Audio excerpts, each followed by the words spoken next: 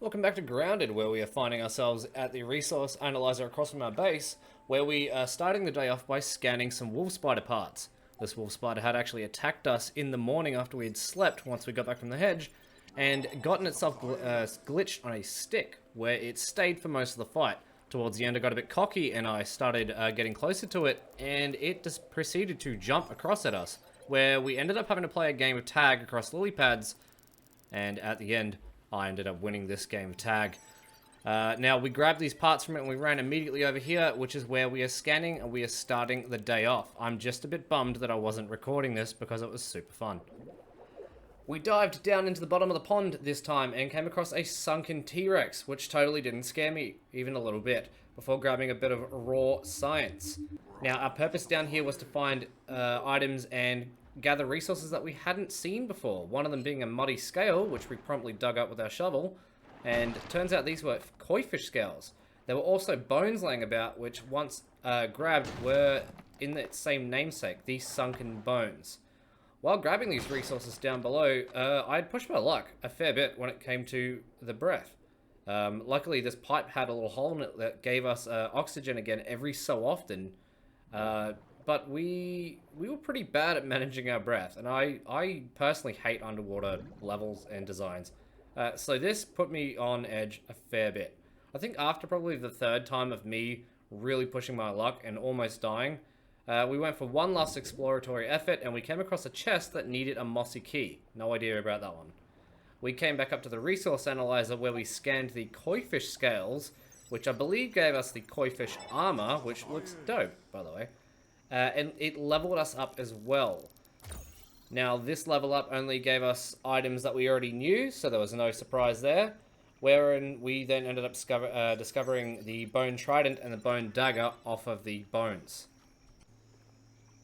We are back at base now, where we fill up our water container with the last remaining water, like the responsible adult that we are, before heading over to the workbench to make ourselves a ladybug chest plate and a ladybug faceplate, which will help ourselves down the line when it comes to fighting a bit more hard enemies, as at the moment we are pretty squishy. We are underwater now, and we are heading into what seems to be a tunnel that we have discovered on our adventures. Down in this tunnel, it is completely submerged in water, so we have no area to breathe. Searching around at the moment, in this area, we've come across some brittle quartzite shards. That is something I have difficulty saying. Before coming across a door that apparently needs something called an assistant manager's keycard. I'm not sure what that's hinting at. I assume it's a boss drop or something later down the line, or an item drop. But we find some raw science around the corner before we skedaddle back out of this area, as that's pretty much all we can do in here at the moment. After searching said underwater base, we came across another area, another pipe in which that we can go into before being bombarded by bell spiders, or underwater bell spiders. Now, once we dispatched them, we made our way into the other pipe and came into what seemed to be a room filled with absolutely nothing. It was completely useless. That's fantastic. After a bit of natural exploration, we found the entrance to an area called Depth's Mouth. Down within the depth's mouth, we came across buildings that were submerged by water. In one of these buildings, we found a skeleton that had a scabby next to him alongside some other loot, most notably something called a toxicology badge. After exploring for a little while, we came across a room that looked like a storeroom, as it was just absolutely stacked with resources. Now, the first thing I tried to do was immediately pick up everything, which should be no surprise, really. But I was already full on my inventory, so I had to pretty much sort my life out and skedaddle. Which led us to our next room, which I've dubbed the battery room. Now, we quickly donned our heavy gear that we had just made and got ready for combat, as we weren't really sure what was coming up ahead. I should quickly mention that I will be playing all lore within this video, so if you don't like the lore of this game, just quickly skip ahead and I'll be talking once again. Each member of the Tully family, excepting yours truly, looks at Brussels sprouts, the great cabbage of Belgium, with utter disdain. Within its densely packed leaves, a high-powered nutrient boost in a miniature form factor. And yet mealtime after mealtime, it is recklessly cast aside. Well, more for me. The body knows when it's lacking something. Funny that it doesn't tell the mind why, though. But I have taken the hint, and I'll do those brilliant horticulturalists of Belgium one better. You see, these little morsels are a prime candidate for experimentation in my new submersible multifunction lab. A closed-loop system complete with retractable solar dome. I mean, what could possibly go wrong? Dr. Tully, it is almost time for your appointment. Already? The joys of getting older. Trudy pushed me to go see a doctor after she remarked that I looked like a plate of wet ham. Very well. Mustn't be late and keep Dr. Applebaum waiting. Trudy is a fucking savage, by the way.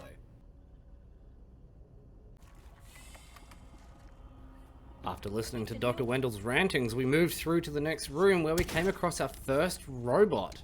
This thing was called an Arca, I believe, and it was a pretty interesting fight.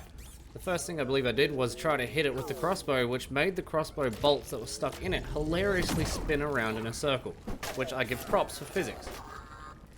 It seems like these robots also give raw science when harvested rather than parts, which is interesting to know. Next, we fell asleep in someone's bed. We don't know who it belonged to, and the idea of falling asleep in a bed that's completely underwater is just absolutely mind-boggling to me and gives me the heebie-jeebies, but we did it anyway. After waking up in the stranger's bed, we made our way out to the outside environment into the water once again to turn on the batteries that we had related to the room we had been in earlier. All we simply do is go up and click on them, but the challenge is a matter of finding them. Now they're pretty big and they glow very brightly, so it wasn't too hard. Now we also came across some white goo behind some soggy roots. We slashed it at the soggy roots with the knife that we had in our inventory, and we collected it up. Now the soggy root didn't pose much challenge, and what we found behind it was actually something called a milk molar. Later on, we discovered that we could actually drink water underwater, because physics, and we turned on the third battery, which led us into the pond lab. The doors in the lab only presented us one way to go, and it led us to a submerged path, led to what I could only describe as a claustrophobia nightmare. Gross. Dr. Applebaum has pronounced me in perfect health. For a man 20 years my senior, I must face the facts. The gray hairs, the wrinkles, they are not figments of the imagination. I can draw only one reasonable conclusion. It is the elusive fractional errors of the shrinking process which are the cause. And here I thought shrinking happened when you got older, not the other way around. But what choice do I have? If I quit now, I will have nothing. What will I be other than a failed inventor and scientist with no discoveries to his name, unable even to teach the basics of physics to a gaggle of hormonal teenagers? No! If this means that I must sacrifice 20 years of my life, then so be it. After Dr. W stopped harping on, we mashed keys on his keyboard to try and unlock the thing. The key mashing was successful and opened up a few doors for us where we fought more robots along the way before discovering that the diving bell spider chunks that I had thrown out of my inventory looked like a pair of balls stuck in the light. This wigged me out for a moment before I entered a giant room which I for sure thought would be a boss room. Looking promising at first because there was a robot, it was a little lackluster. There was nothing in there.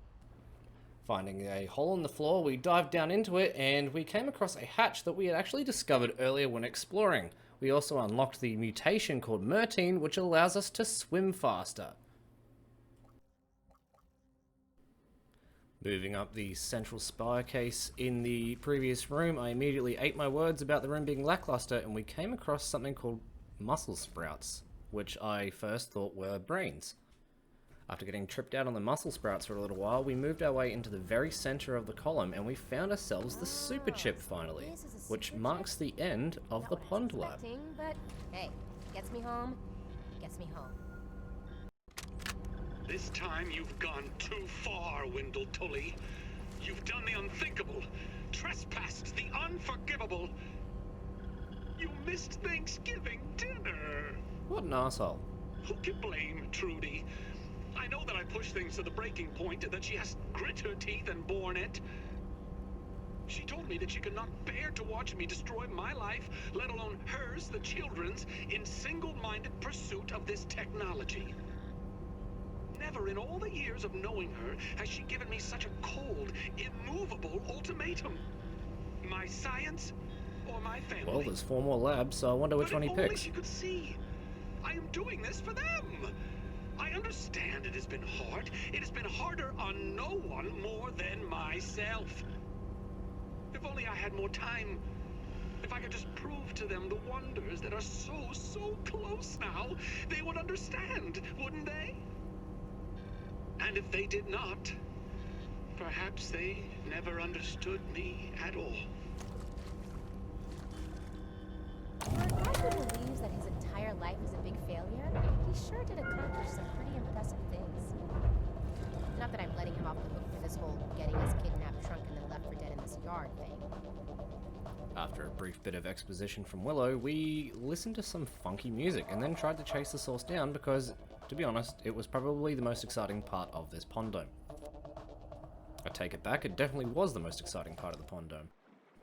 Anyway, we're on our way back home again, where it's time to be an adult, pack our stuff away, and look at getting some upgrades sorted out. After rummaging through our items once we were back home, I noticed that the toxicology badge was actually an item that we could equip. It had gas resist, dust guard, and negative poison resist on it, so at some point this is going to be important, and I'm sure I'm going to forget it. Next up were the upgrades, where beforehand we had turned all of our brittle quartzite shards into brittle whetstones, and all of our brittle marble into brittle plating, and used those to upgrade our items.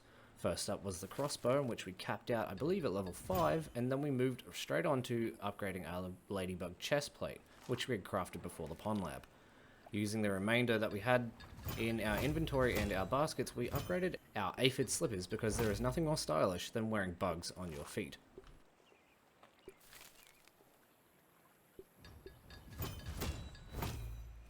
We returned to Burgle's base to have a yak with him, but beforehand we went and sussed out at the ASL terminal what the molars can be spent on, which looks like a variety of upgrades. But before we could delve too deep into that, we better go and see Burgle, because I'm sure he has a lot to say. A lot to say. Always happy to see a repeat customer. How can I help you today? Ah, more chips. Thank you. Pretty sure I got that auxiliary chip from the anthill way back when. Hand it over and let us see what I can remember. What do you mean? I just did. Much better. Check the ASL Terminal's Science Shop for the new recipes. Please come again soon. I am extremely lonely. Always happy to see. How can I help you? Ask away, my friend. Eminent Practical Technologies is one of the largest research and manufacturing companies in the world. Its main research facility is right here in the town of Brook Hollow. Dr. Tully, and by extension, yours truly, was an employee of Eminent for a long time, until very recently. Huh, you made it back in one piece. How unexpected. You are more resourceful than I thought. Hand it over and we can see what data Dr. Tully backed up upon it. Oh my god, here we go. Processing. Processing. Ah, you did not become fish food. Fantastic. I am glad you went down there because I am not a great swimmer. Ah, I am feeling much more like myself. Take it from me, there's nothing quite like a reverse lobotomy. Thank you. Of course, Dr. Tully has included emotional programming to make me more human-like. Feelings enhance my cooking and grilling features. Every burger flip has a great deal of love put into it. Now, what is it you were wanting to know? Oh yes, the location of the other super chips. There are 4 labs throughout the yard, each with a super chip. The hedge lab, the pond lab, the haze lab, and the black ant lab.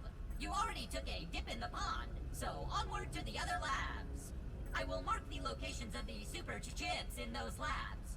Please find them and return to me so we can figure out how to repair the spacer. Oh, before you leave, check out the new recipes in the ASL Terminal Science Shop. That could be helpful for some of the tougher challenges. I will see you soon, Willow Branch. I hope.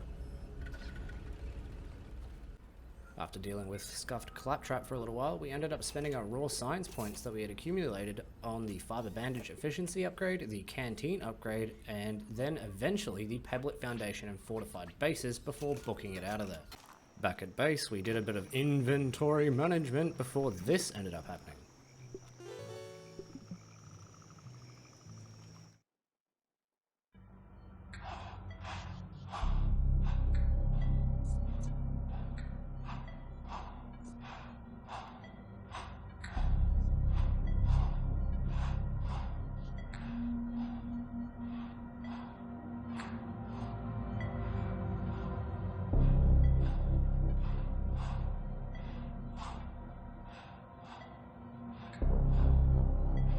Please don't move, and look straight ahead. I promise you won't feel a thing. Oh, you can fuck right off.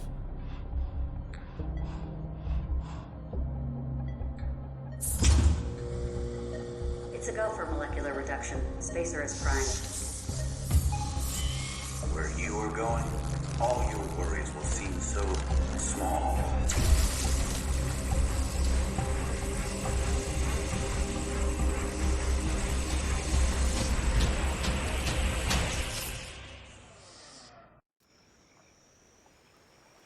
That was different for a nightmare. What was that? Ominent and the Spacer are in my dreams now? This is spooky. I hope Burgle has some answers. Next time on Dragon Ball Z. Grounded.